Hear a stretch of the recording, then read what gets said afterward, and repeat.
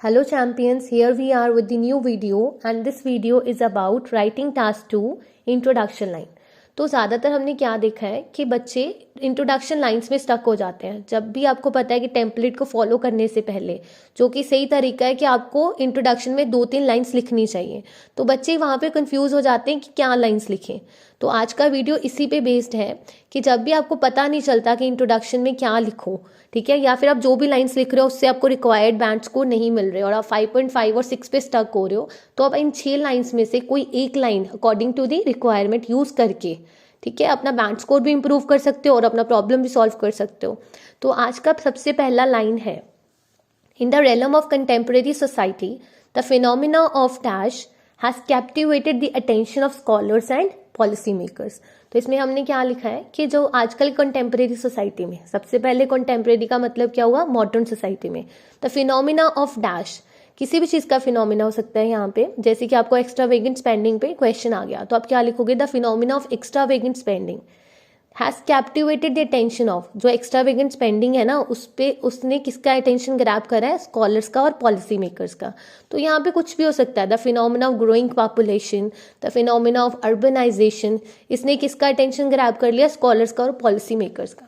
अगर आपको ये आइडिया ठीक लगा तो आप फॉलो कर सकते हो, अगर आपको डिफिकल्ट लगा तो आप दूसरे को अडॉप्ट कर लो। जो अभी दूसरा आइडिया ना, ये ज़्यादातर स्टूडेंट्स को मैं यही फॉलो करवा रही हूँ क्योंकि ये इजी टू अंडरस्टैंड और इजी टू लर्न है और ये हर एक जगह पे लग जाता है। So the second line is, it is an undeniable fact in this technological era. Technological era आप कब यूज़ करोगे, जब आप कंप्यूटर रिलेटेड, इंटरनेट रिलेटेड ऐसा कोई टास्क लिख रहे हो।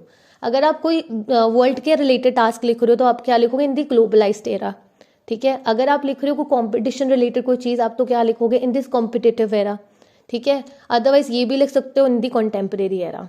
Dash is becoming significant part of everyone's life. जो भी चीज़ की बात कर रहे हो ये हर एक की लाइफ का सिग्निफिकेंट पार्ट बन गया। सिग्निफिकेंट का क्या मतलब हुआ, इंपॉर्टेंट पार्ट, ठीक है। जैसे कि हमने बोल दिया communication is becoming significant part of everyone's life, travelling is becoming significant part of life. आपको क्या फाइंड आउट करना है कि टास्क है किसके बारे में, ठीक है ना।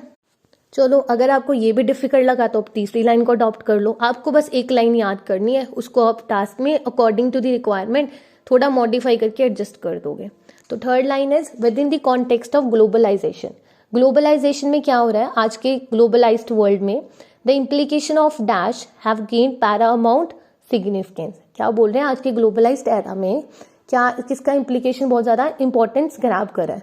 तो इम्प्लीकेशन किसी भी चीज़ का हो सकता है, ठीक है। Implication of western culture have gain paramount significance, कुछ भी, जो भी आपका क्वेश्चन है उसमें फिल कर दो, ठीक है। चलो फोर्थ आइडिया पे मूव करते हैं। तीसरा भी नहीं पसंद आया, चौथे पे मूव कर जाओ।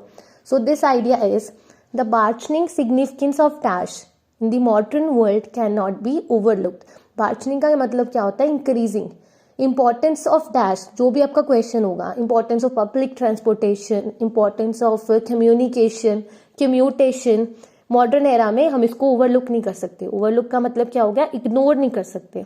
तो ये भी आप बहुत जगह पे यूज कर सकते हो। सेकेंड और फोर्थ बहुत ज़्यादा टास्क में यूज करा जा सकता है एंड ईजी टू लर्न भी है। अगर आपको फोर्थ डिफिकल्ट लगा तो आप फिफ्थ में मूव कर सकते हो।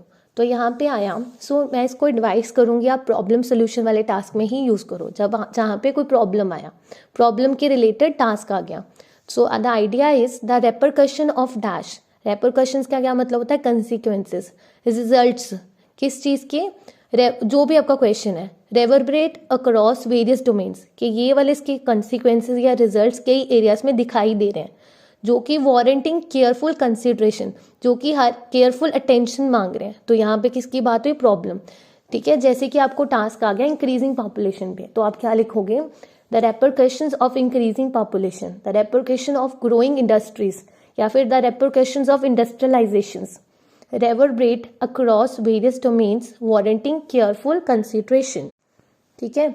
इसके बाद हमारा आज का last idea. So the idea is, given the ever evolving nature of society, society का एवर इवॉल्विंग नेचर, कि सोसाइटी हर टाइम चेंज होता रहता है, the impact of dash has become increasingly profound, इस चीज़ का इम्पैक्ट दिन ब दिन बढ़ता जा रहा है, ठीक है।